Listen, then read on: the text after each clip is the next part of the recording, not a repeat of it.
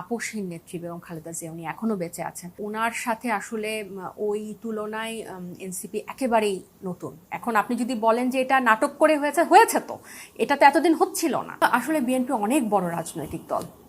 বিএনপির একটা পারিবারিক রাজনৈতিক ইতিহাস আছে, তাদের জনপ্রিয়তা অনেক বেশি, তাদের ব্যক্তিকালও অনেক বেশি, অভিজ্ঞতা অনেক বেশি, অনেক বর্ষিয়ান নেতা আছেন ওখানে, ত্যাগী নেতা আছেন।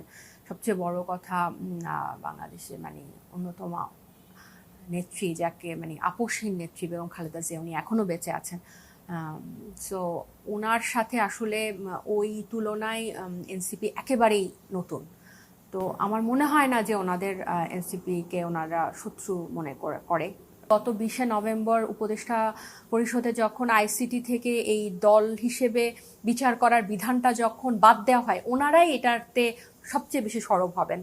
কিন্তু এটা খুব দুঃখজনক যে ওনারা এরকম কোনো কিছু আমরা দেখি নাই, বরং উল্টায় ওনারা এটাতেও আমজনতার সাথে সামিল হন না। এটা দুঃখজনক। যদিও পরবর্তীতে ওনাদের বেশ কয়েকজন নেতার মুখে শুনেছে যে গত 10ই ফেব্রুয়ারি ওনারা প্রধান উপদেষ্টাকে একটা চিঠি দিয়েছেন।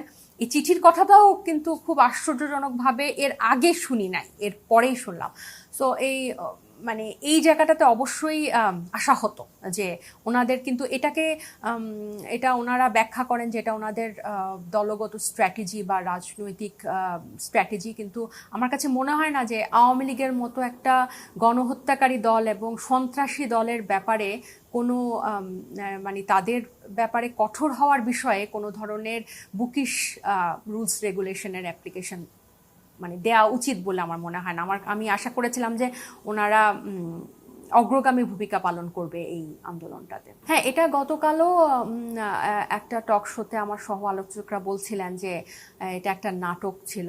সো ওখানে আমি যেভাবে উত্তর দিয়েছি, আমি যে নাটক, যে সিনেমা, যে স্ক্রিপ্ট আওয়ামী লীগকে নিষিদ্ধের ব্যাপারে, আওয়ামী লীগকে দলগতভাবে বিচারের জন্য আইন আইসিটিতে অন্তর্ভুক্ত করে, যে নাটক বা যে স্ক্রিপ্ট বা যে যাই বলেন আপনি, যে ড্রামা আওয়ামী লীগের ব্যাপারে শক্ত অবস্থানে যায়, সেটা নাটক হলেই ভালো। যাই হোক, কারণ হচ্ছে এইটাকে আপনি কিভাবে ডিজাইন করবেন, এই প্রশ্নে আপনি কিভাবে আপোষ করবেন, এটাকে আপনি যেই নাম দেন সেটাই। এখন আপনি যদি বলেন যে এটা নাটক করে হয়েছে তো এটা তো এতদিন হচ্ছিল না, এটা তো এতদিন হচ্ছিল না।